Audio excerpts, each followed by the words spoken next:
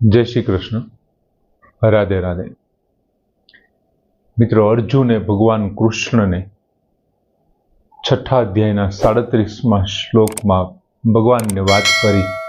अर्जुन मन में जो प्रश्न उद्भव्यो छे ते लगभग आपड़ा बधाना मन में पण होई शके ने के योगात चलित मानसः, ई अंत समये योग मांथी चलित थयेला जे मानस वाळो छे, योग मांथी जे अंत समय चलित थयो पछी अप्राप्य योग संसिद्धि अने जेमने योगनी अथवा तो भगवत प्राप्ति नथी थई तेवा काम गतिम कृष्णम गच्छति, हे कृष्ण एवा व्यक्तिओनी कई गति थाय छे जेमने अंत समय आखी जिंदगी जेमने संसारना बधा सुख भोगनो त्याग करी नाख्यो अने आखी जिंदगी जे भगवत प्राप्ति माटेना ज प्रयत्न करतो रह्यो पण अंत समये कोई कारणवश एमनाथी भगवत प्राप्तिमांथी भगवत विचारमांथी एमनुं मन भटकी गयुं, योगात चलित मानस अने एवा मानसवाळो थई गयो। एमने कारणे शुं थयुं तो के अप्राप्य योग संसिद्धि, योगनी संसिद्धि सफलता प्राप्त न थई, सिद्धि प्राप्त न थई। એટલે અર્જુન પૂછે છે કે કામ ગતિમ કૃષ્ણ ગચ્છતિ, હે કૃષ્ણ એમની કઈ ગતિ થાય છે આવા વ્યક્તિની। અને 38મા શ્લોકમાં પોતાના મનની જે વિટંબણાઓ છે ને એમને રજૂ કરતા અર્જુન ભગવાનને પૂછે છે કે કશ્ચિત ન ઉભય વિભ્રષ્ટઃ છિન્ન આભ્રમ ઇવ નશ્યતિ अप्रतिष्ठः महाबाहो विमूढ़ः ब्रह्मणः पथि। महाबाहो एटले हे महाबाहो, अप्रतिष्ठः संसारना आश्रय विनानो, पछी ब्रह्मणः पथि भगवत प्राप्तिना मार्गमां, ब्रह्मणः पथि भगवत प्राप्तिना मार्गमां विमूढ़ः मोह पामेलो। बीजी लीटीमां अर्जुन एवुं पूछे छे अप्रतिष्ठः महाबाहो विमूढ़ः ब्रह्मणः अपि, हे महाबाहो संसारना आश्रय विनानो अने भगवत प्राप्तिना मार्गमां मोह पामेलो, उभय विभ्रष्टः, उभय एटले बंने बाजुथी, भ्रष्टः एटले भ्रष्ट थयेलो, बंने बाजुथी भ्रष्ट थयेलो साधक कश्चित, कश्चित एटले शुं, छिन्न एटले छिन्न भिन्न थयेलो, आ भ्रम इव वादळनी माफक, छिन्न भिन्न थयेला वादळनी माफक न नश्यति, तो नाश तो नथी पामतो ने, कश्चित न नश्यति, शुं नाश तो नथी पामतो ने। अर्जुने पेला 37મા શ્લોકમાં એવું કીધું કે એમની કઈ ગતિ થાય છે। હજી ભગવાન જવાબ દે ને એ પેલા અર્જુનના મનમાં એવું હતું કે કદાચ એ વ્યક્તિ નાશ પામશે, બધી રીતેથી ભ્રષ્ટ થઈ ગયો, બે બાજુથી રહેશે, ધોબીના કૂતરા જેવી એમની હાલત થઈ જશે એવું કહેવા માંગે છે। ન ઘરનો ન રહ્યો ઘાટનો, ન તો સંસારનો ન રહ્યો કે ન પરમાત્માનો। એટલે અર્જુન કહે છે કે હે મહાબાહો, સંસારના આશ્રય વિનાનો અને ભગવત પ્રાપ્તિના માર્ગમાં મોહ પામેલો, બંને બાજુથી ભ્રષ્ટ થયેલો સાધક શું છિન્ન ભિન્ન થયેલા વાદળની જેમ નાશ તો નથી પામતો ને। હવે અર્જુને પૂર્વ શ્લોકમાં શું પૂછ્યું કે કામ ગતિમ કૃષ્ણમ ગચ્છતિ, હે કૃષ્ણ કઈ ગતિ થાય છે જે વ્યક્તિને લાસ્ટ સમયે, છેલ્લા સમયે યોગાત ચલિત માનસ, જે યોગમાંથી ચલિત થઈ જાય છે એમને ભગવાન તો નથી જ મળવાના, એટલે અપ્રાપ્ય યોગ સંસિદ્ધિ, એમને ભગવાન પ્રાપ્ત નથી, તો એવા વ્યક્તિની કઈ ગતિ થાય છે। અને એવો અહીં તેમનો ખુલાસો કરે છે। હવે અર્જુન એમનો ખુલાસો કરે છે, ત્યાં આવું તો નથી થતું ને એમ। એટલે પહેલો શબ્દ એમણે વાપર્યો અપ્રતિષ્ઠઃ, અપ્રતિષ્ઠઃ મહાબાહો વિમૂઢઃ બ્રહ્મણઃ પથિ। હવે અપ્રતિષ્ઠા એટલે સાંસારિક પ્રતિષ્ઠાથી જે વંચિત છે તેવો, જેમને સંસારના આશ્રય વિનાનો થઈ ગયો છે તેવો। હવે સાંસારિક પ્રતિષ્ઠાથી વંચિત એટલે શું તો કે આવો જે યોગી છે જેમણે આજીવન યોગ માટેના ધ્યાન યોગ પ્રાપ્ત કરી અને ઈશ્વર પ્રાપ્તિ માટેનું નક્કી કર્યું છે ને એમનો જે પ્રયત્ન કરતો હતો એ વ્યક્તિએ શું કર્યું? આજીવન સંસારના સુખનો એમણે ત્યાગ કરી દીધો. સંસારના જે કાંઈ સુખ અને આરામ છે, સંસારના આદર અને સત્કાર છે, સંસારના વિવિધ પ્રકારના પદાર્થો પ્રત્યેની એમનું જે મમત્વ છે એ બધી જ વસ્તુઓ એમણે છોડી દીધી. એમનો એણે ત્યાગ કરી દીધો.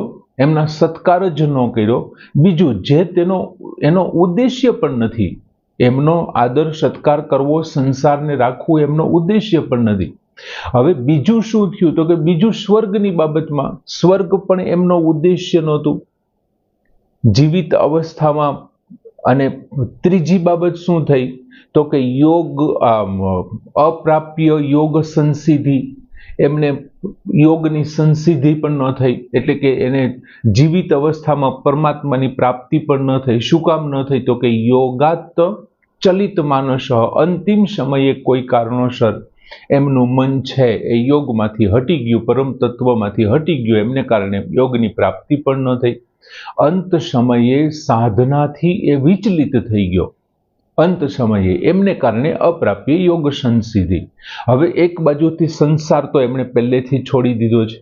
બીજું સ્વર્ગનો તો એમનો ઉદ્દેશ્ય જ નહોતો, કેમ કે જેમણે સંસારના સુખ ભોગ નથી ભોગવા તો એ સ્વર્ગના સુખ ભોગ શું ભોગવવાનો હતો? એમને એની શી ઈચ્છા હોય મૃત્યુ પછી ભોગવવાની? એટલે હવે શું કે છે? તો કે કશ્ચિત ન ઉભય વિભ્રષ્ટ છિન્ન આભ્રમ ઈવ નશ્યતિ. હવે બે બાજુથી, એક સાંસારિક અને બીજું પારમાર્થિક. અહીંયા શું કે છે? ઉભય વિભ્રષ્ટ. ઉભય એટલે બંને બાજુથી, બંનેથી એ ભ્રષ્ટ થઈ ગયો છે. સંસારના સુખોને એમણે પહેલેથી સામેથી છોડી દીધા, એટલે સંસારથી ભ્રષ્ટ થયો. અને બીજું શું થયું? તો કે બીજું એ પરમાત્માને પ્રાપ્ત કરવા માટે નીકળો તો એવા અંતિમ સમયે કોઈ કારણોવશ એમનું ચિત્ત છે પરમ તત્વમાંથી બહાર નીકળી ગયું. એમને કારણે એમને અપ્રાપ્ય યોગ સંસિદ્ધિ, યોગની જે સિદ્ધિ છે એ પણ પ્રાપ્ત ન થઈ. તો એમને શું કહેવાય? તો કે ઉભય ભ્રષ્ટ વિભ્રષ્ટ, બંને બાજુથી ભ્રષ્ટ થયો. ન તો સંસાર પ્રાપ્ત કરી શક્યો અને ન તો એ પરમાત્માને પ્રાપ્ત કરી શક્યો. હવે એમના માટે એક ઉદાહરણ આપ્યું કે છિન્ન આભ્રમ ઈવ નશ્યતિ. છિન્ન ભિન્ન થયેલા વાદળની માફક ન નશ્યતિ. શું એ નાશતો નથી પામતો ને? કશ્ચિત ન નશ્યતિ. શું એ નાશતો નથી પામતો? હવે વાદળના ટુકડાની વાત કરી છે. વાદળના ટુકડાની. વાદળનો એક ટુકડો વાદળના બીજા ટુકડાને મળવા માટે પ્રયાણ કરે છે અને વચ્ચે પવનોની એવી લહેરખીઓમાં, પવનના એવા ઝપાટામાં એ ફસાઈ જાય કે વાદળનો ટુકડો છે એ છિન્ન ભિન્ન થઈ જાય છે. એમને કારણે વાદળના ટુકડાનું શું થયું? એ જેમને પ્રાપ્ત કરવા માટે નીકળ્યો તો ન તો એને પ્રાપ્ત કરી શક્યો, અને જેમાંથી છૂટો પડ્યો તો ન તો એમને એ પ્રાપ્ત, ન તો એમને રાખી શક્યો, રહી શક્યો, અને સાવ છિન્ન ભિન્ન થઈ ગયો. એટલે અર્જુન ભગવાનને પૂછે છે કે આવું તો નથી થતું ને આ લોકોને, જેને અંતિમ સમયે પરમ તત્વમાંથી એનું મન હટી ગયું છે એવા વ્યક્તિને? સંસાર તો એમણે પહેલેથી છોડી દીધો, પછી આ વાદળના ટુકડાની માફક છિન્ન આભ્રમ ઈવ ન નશ્યતિ. છિન્ન ભિન્ન થયેલા વાદળના ટુકડાની જેમ તે નષ્ટ તો નથી પામતો ને. આવો અર્જુને પોતાના અંદર રહેલો જે વિચાર છે ભગવાનને પૂછે. હવે એક રીતે જોઈએ ને મિત્રો, તો અહીંયા છે ને ઉદાહરણ છે ને વાદળનું એ બંધ બેસતું નથી. શું કામ બંધ બેસતું નથી? કેમ કે વાદળના ટુકડાનું શું થાય છે? એ એક વાદળના ટુકડામાંથી છૂટો પડ્યો, એ એક વાદળ થયું. એક વાદળને બીજા વાદળને મળવા જાય છે, બીજું વાદળ થયું. અને ત્રીજું પોતે એક વાદળનો ટુકડો છે, એ ત્રીજું વાદળ થયું. બરોબર? એ ત્રણ વાદળ થયા. એક જેમાંથી છૂટો પડ્યો તે, એક પોતે જે પ્રવાસ કરી રહ્યો છે તે, અને એક જેને મળવા જાય છે તે. હવે આ ત્રણે ત્રણ છે ને એક જ જાતિના છે, વાદળ જ છે. ત્રણે ત્રણ કોણ છે? વાદળ જ છે. હવે અહીંયા શું થાય છે? આ જે ધ્યાન યોગનો સાધક છે એને પહેલા કોને છોડી દીધો? સંસારને. તો સંસાર કેવો છે? તો કે જળ છે. મળવા કોને જાય છે? તો કે પરમ તત્વને. પરમ તત્વ કેવું છે? ચેતન છે. મળવા કોણ જઈ રહ્યું છે? તો કે એનું સ્વરૂપ જઈ રહ્યું છે, આત્મા જઈ રહ્યો છે. તો જો સંસાર જળ છે, પરમ તત્વ અને સ્વરૂપ બે ચેતન છે, અને ત્યાં વાદળ છે એ ત્રણે ત્રણ જળ છે. જે વાદળમાંથી છૂટો પડ્યો તે જે વાદળને મળવા જવાનો છે તે, અને એક પોતે અહીંયા જળને છોડી અને ચેતનને મળવા જાય છે. અને અર્જુનના પ્રશ્નનો આશય શું છે કે આત્મા જે પરમાત્માને મળવા માટે જઈ રહ્યો છે તે પરમાત્માનો અંશ છે. એમનો અંશ હોવાથી શું થશે તો કે ભગવાને બીજા અધ્યાયના 16મા શ્લોકમાં શું કીધું હતું? સત ન અભાવઃ, સતનો અભાવ નથી. અને અહીંયા સત તત્વ છે, જીવ છે, અને જીવનો અભાવ કોઈ દી થતો નથી. અને જો જીવનો અભાવ નથી થતો તો સંસારનો આશ્રય હોત તો શું થાત? માની લો કે સંસારનો આશ્રય છે તો શું થાત? તો સંસારના વિવિધ પ્રકારના કર્મો કરી અથવા તો જે કાંઈ થઈ આશ્રય હોત તો કાં તો એમને સ્વર્ગ અથવા તો નરકને પ્રાપ્ત કરત. એવું ન થયું હોત તો પણ કદાચ એ શું થાત કે સંસારમાં કોઈ પણ યોનિમાં, પશુ પક્ષી આ તે બીજા કોઈ પણ પ્રાણીઓમાં માંથી એ છૂટો ન પડત અને સંસારમાં જ રહેત. એ સંસારનો સાથે જોડાયેલો, એ સંસારની સાથે જ રહે, તેમાંથી છૂટો ન પડે. હવે પરમાત્માનો ઉદ્દેશ છે, અહીં એમણે સંસાર શું કામ છોડ્યો છે તો કે એમનો ઉદ્દેશ શું છે? પરમાત્માને પ્રાપ્ત કરવાનો.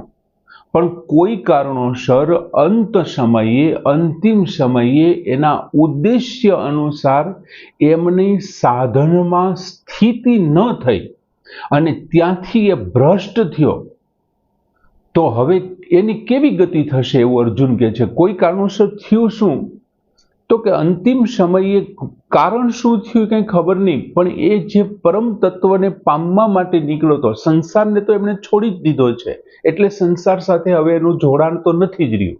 જો સંસાર સાથેનું જોડાણ હોત તો સ્વર્ગ, નર્ક અથવા પુનર્જન્મ પ્રાપ્ત કરીને કોઈ પણ યોનિમાં સંસાર સાથે રહેત, પણ એમણે તો એના જીવનકાળ દરમિયાન છોડી દીધું અને આ મોટી મઝલ એમણે પણ કાપી લીધી. પણ અંત સમયે કોણ જાણે શું થયું કંઈ ખબર ન પડી. તો હવે આવા વ્યક્તિનું થશે શું? એની સ્થિતિ શું થાય એમ? કેમ કે પાછો સંસારમાં તો જઈ જ નથી શકવાનો. હવે અર્જુને તો આવો પ્રશ્ન જ કર્યો છે. આમના પછી હવે જે થશે એમની હવે 39મા શ્લોકમાં વાત છે. પણ આ ઉદાહરણ જે ભગવાને આપ્યું છે, અર્જુને જે ઉદાહરણ ભગવાનને સમજાવ્યું છે, આ ઉદાહરણને થોડુંક જો બંધ બેસતું બેસાડવું હોય ને, અહીંયા ભલે આપણને પેલી દ્રષ્ટિએ બંધ બેસતું નથી લાગતું, પણ વાદળ પોતે એકને છોડે છે અને બીજાને પ્રાપ્ત નથી કરી શકતો. જે છોડે છે એ વાદળનો ટુકડો શું કરે છે? એક વાદળને છોડે છે, બીજા વાદળને મળવા માટે નીકળે છે, પણ બીજાને પ્રાપ્ત નથી કરી શકતો. તેથી ઉભય ભ્રષ્ટ એમના માટે 100% સાચું છે. બંનેમાં ભ્રષ્ટ થયો, ન તો આમનો રહ્યો ન આ વાદળનો રહ્યો, અને અંતે પોતાનું અસ્તિત્વ ગુમાવી બેઠો. હવે અહીં શું છે તો કે અહીં હજી પરમાત્માની તો પ્રાપ્તિ જ નથી થઈ. સમજાય છે? તો પછી પરમાત્માની પ્રાપ્તિ થઈ જ નથી. એક બાજુ સંસાર છે, એક બાજુ પરમાત્મા છે. ત્યાં તો બે બાજુ વાદળ હતું, એકને છોડ્યો બીજા વાદળને મળવા જવું, એટલે બે વાદળમાંથી ભ્રષ્ટ થયો. અહીંયા તો પરમાત્માની પ્રાપ્તિ થઈ જ નથી, અને પ્રાપ્તિ જ નથી થઈ, તેથી તેનાથી ભ્રષ્ટ થવાનો તો કોઈ પ્રશ્ન જ નથી. જો એક વખત પરમ તત્વની પ્રાપ્તિ થઈ જાય તો પછી એમનાથી એ ચ્યુત થાય જ નહીં. તો એમની અંદર ભળી જાય. બ્રાહ્મી સ્થિતિને એમણે પ્રાપ્ત કરી લીધી છે, તો એમનાથી એ ભળી જવાનો છે. હવે અહીંયા ખરેખર શું થયું છે તો 37મા શ્લોકમાં અર્જુને શું કીધું? 37મા શ્લોકમાં એમાં એવું કીધું કે યોગાત ચલિત માનસઃ અપ્રાપ્ય યોગ સંસિદ્ધિ. અંતિમ સમયે કોઈ કારણોસર યોગમાંથી ચલિત થયેલા મનવાળો, એટલે એ સાધ્ય એવા પરમાત્માથી ચલિત નથી થયો, પણ સાધ્યને પ્રાપ્ત કરવાનું જે સાધન છે, ધ્યાન યોગ છે ને, એમાંથી ચલિત થયો. એટલે પરમાત્મામાં જે મન લગાડ્યું હતું ને એ એમાં નથી રહ્યું એમ. એમને કારણે એ સાધ્યના સાધનમાંથી વિચલિત થયો છે. એટલે એ ખરેખર શું થયો છે તો કે સાધના ભ્રષ્ટ થયો છે. એક બાજુ સંસાર છોડી દીધો અને સાધનામાં લાગી ગયો એટલે સંસારમાંથી ભ્રષ્ટ થયો, અને છેલ્લી ઘડીએ સાધનામાંથી એ ભ્રષ્ટ થયો. એટલે અહીં અર્જુન કદાચ એવું કહેતા હશે કે ઉભય ભ્રષ્ટ. અને 38મા શ્લોકમાં અપ્રતિષ્ઠ મહાબાહો વિમૂઢ બ્રહ્મણ પથી, એટલે સંસારના આશ્રય વિનાનો એ અપ્રતિષ્ઠ છે. અને બીજું શું છે? બ્રહ્મણ પથી વિમૂઢ. જો ભગવદ પ્રાપ્તિના માર્ગમાં, ભગવત પ્રાપ્તમાં નહીં, ભગવત પ્રાપ્ત થયેલા છે એમ નહીં, પથી શબ્દ આપેલો છે. ભગવદ પ્રાપ્તિના માર્ગમાં મોહ પામેલો એ જે ધ્યાન યોગ છે, ભગવત પ્રાપ્તિ કરવા માટેનો જે રસ્તો છે, એ કયો રસ્તો છે? ધ્યાન યોગનો. અને એમાં એ મોહ પામ્યો છે. આવું જો સ્પષ્ટ 38મા શ્લોકમાં 37મા શ્લોકમાં લખ્યું છે. એટલે આ ઉદાહરણ છે ને, એ સાધના ભ્રષ્ટ થવાનું છે, સાધ્ય ભ્રષ્ટ માટે નથી. પરમાત્મામાંથી એ ભ્રષ્ટ નથી થયો, સંસારમાંથી બરોબર છે, અને પછી સાધના ભ્રષ્ટ થઈ. આમ સરસ મજાનો અર્જુને પોતાની અંદર જે મનની વાત હતી એ ભગવાનને પૂછી લીધી કે આવું આવું થાય તો શું આ વાદળ જેવું થશે? સરસ શ્લોક. કશ્ચિત નો ઉભય વિભ્રષ્ટ છિન્ના ભ્રમીવ નશ્યતિ અપ્રતિષ્ઠ મહાબાહો વિમૂઢ બ્રહ્મણ પથી. અહીં પૂર્ણ કરી. જય